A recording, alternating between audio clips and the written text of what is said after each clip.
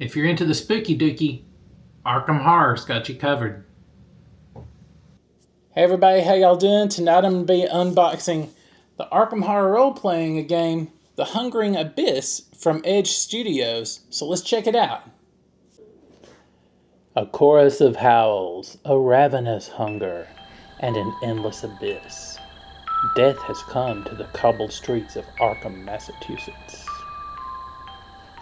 Each day, more missing posters are added to the growing pile, and another cluster of graves are left defiled and robbed.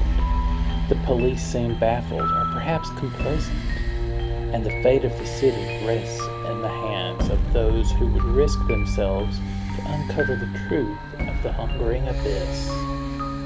In this beginner-friendly learn-as-you-play starter set, players take on the role of talented and bold investigators caught up in the mystery behind the lurking dread that has fallen over the city of Arkham in the height of the 1920s. The investigators must do what they can to stop whatever force is feasting on the fear of the city, and they must do it before the true horror can be summoned from a world beyond their own.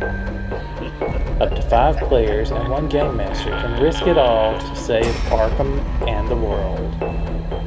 Whether you are a role player or brand new to collaborative storytelling tabletop games, this starter set is an excellent way to explore the expansive world of Arkham Horror. This box is filled with game-enhancing components to create an immersive experience. The howls are growing louder, and time is running out. Will you and your fellow investigators have what it takes to stop the hunger before it consumes everything? Alright, so let's get into this bad boy. First of all, there's 4 stickers on the side here that we gotta work our way through. A sticker on each side, and the top and the bottom. But we made quick work of that. I'll be honest, this is my first experience with the Arkham Horror role-playing game. I've played D&D, Shadowrun, Pathfinder, GURPS, several different role-playing game systems, but never Arkham Horror. Let's have a look and see what we got. Alright, first thing in, looks like our storybook. Wow, again, very nice art. Giving you that feel of the 1920s horror genre. Yep, Hungering Abyss. So this is going to be our module. I will set that aside for now and read it and come back.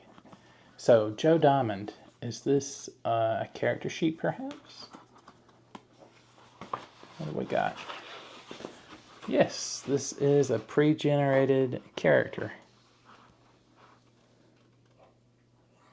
He is a private investigator. There's his stats.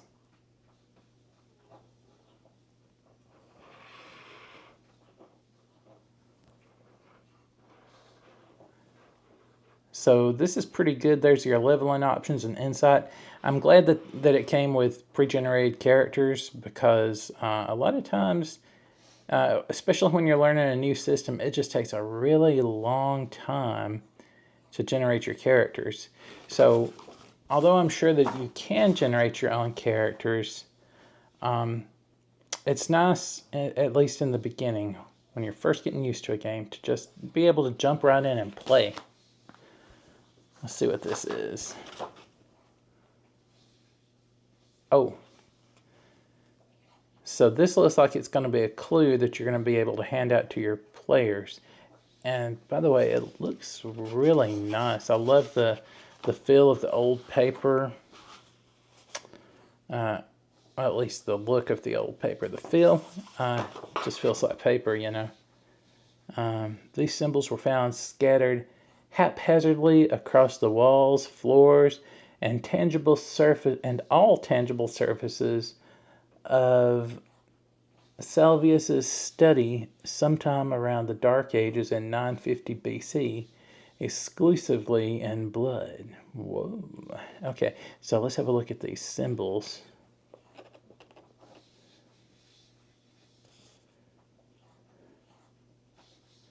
Is that the elder sign? I don't know. I just want to play a game here, man. I don't want to summon up the dark one. I'm sure we'll be okay. So far, this is looking really fun. Nice handouts like this really get you sucked into the game. Kind of let you immerse yourself a little bit in the role-playing world. Okay, so next up, it looks like a map. Yep, there's the squares that your character is going to be able to move around. Let me unfurl this and get it displayed back out. Okay, so this is Arkham Woods.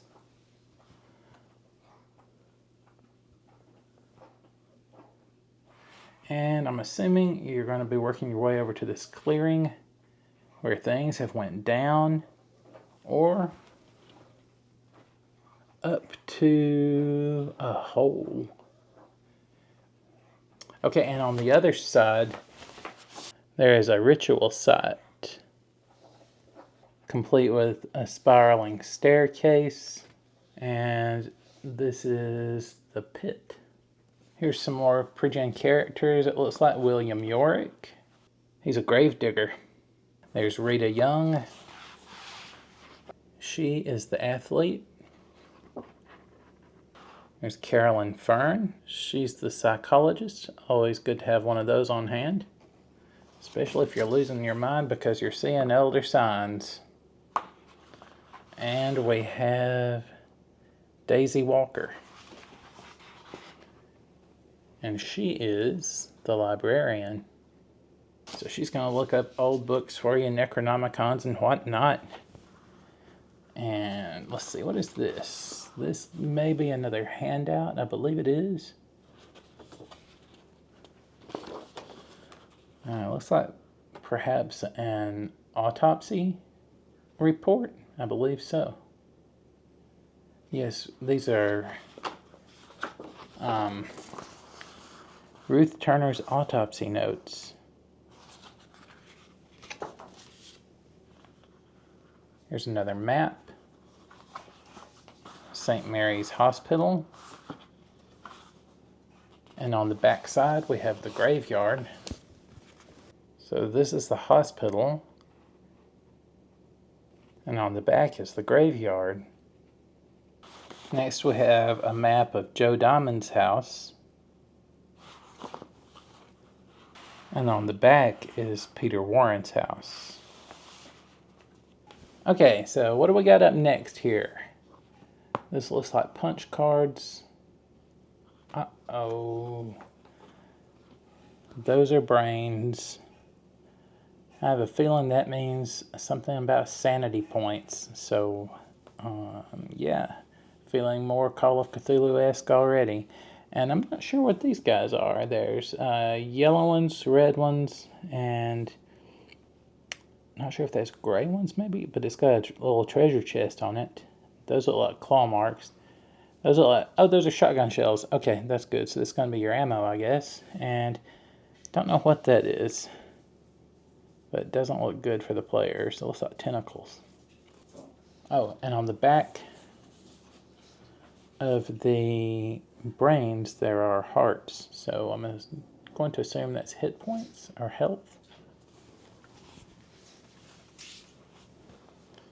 There's some more punch cards. Oh, wow, these are great. These are the character tokens. So instead of using figures, you're just going to punch these guys out and move them around the map. And these are bad guys. So that's great. You don't have to buy, it looks like you don't have to buy anything else to play this, except maybe some dice. Unless they're going to surprise me and have dice in here. This looks like, if I had to guess, puzzle pieces that your players are going to have to put together. Because these look like they're going to punch out and you're going to mix them up and hand out the tiles and just let them have a go at it. Uh-oh. Yep, they're numbered on the back.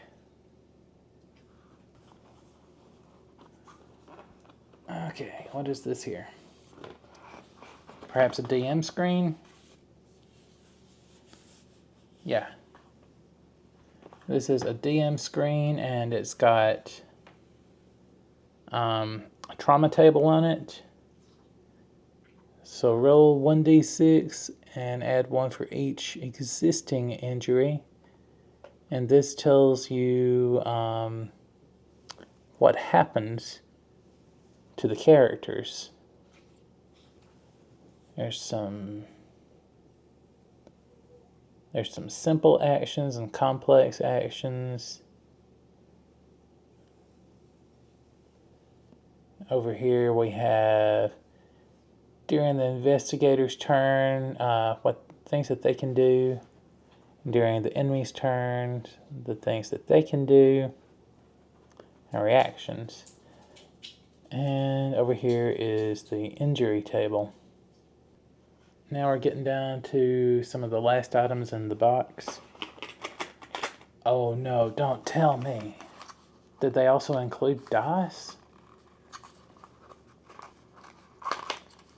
Wow, they did. That is cool. So you've got literally everything that you need to play the game included in the box. So these just look like standard D6. Let's see, there's 6. It looks like there's another, I don't know, let's find out. 7, 8, 9, 10, 11, 12 total dice. 12 D6. Now let's check out this box. It's definitely some sort of dice. Oh, well, you know, they're just plain gray dice. But I'm sure there's a difference between green and gray. Maybe one's for the good guys and one's for the bad guys. Next up we have some cards. Starting with the Ward of Protection. Let me see if I can get these out of here without tearing that off. Gee, I can't. Okay. And Ward of Protection, Blinding Light, Mind Wipe. So these look like effects that may get applied to characters. But then again, there's also items like Flamethrower and Sledgehammer and Bowie Knife. Don't know. It looks pretty cool. Okay. So this looks like maybe some... Oh, uh-oh. More symbols. A bloody letter written in symbols. So you know how my night's gonna go.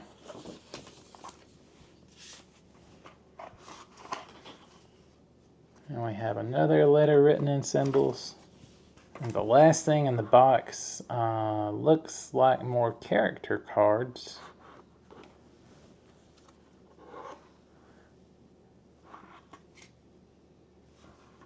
Maybe these are NPCs. Yeah, I'm guessing these are NPCs. And, oh, these are also your bad guys. Yeah, very cool. So you got your bad guys' stats ready to go. Alright, and that's it for what's in the box. Literally everything that you need to play the game. Dice, character sheets, your storybook, your rules, extra effects. And it looks like if you just buy this, you'll be all set to play. Okay, so I read through the Hungering Abyss rule book here, and it's really pretty good. Let me just set the scene for you here. So people have been going missing in the town of Arkham, Massachusetts, and strange things have been seen on the streets. And one night, all these investigators, with their own personal reasons, have met in Joe Diamond's house. They're going to try and figure out what the heck is going on. Now, I've read ahead and looked, and there are some puzzles for your players to solve, and there are these symbols that actually they can figure out how to translate. And by puzzles, I mean physical puzzles. It's like slide puzzles that's all included in the box. The box has literally everything that you need to play this game. And the retail price is $35, and it seems like it's going to be a lot of fun, especially if you're into horror games, Call of Cthulhu, the White Wolf games, stuff like that. If that's your jam, then this is going to be a ton of fun for you and all your players. If you're a seasoned DM, no problem. You can take care of business. But if you're brand new to this game, it looks like it's going to be pretty darn easy to pick up and play. The rule book will set you straight on everything, and your players aren't going to get too confused, it looks like. Yeah, so it looks like a lot of fun. Arkham Horror, the role-playing game. I look forward to playing it myself. I would probably be the GM since I've already looked ahead and read some stuff. But yeah, it looks like a great time to be had. So guys, thanks for watching. Have a great day, and as always, Jesus loves you. Bye bye.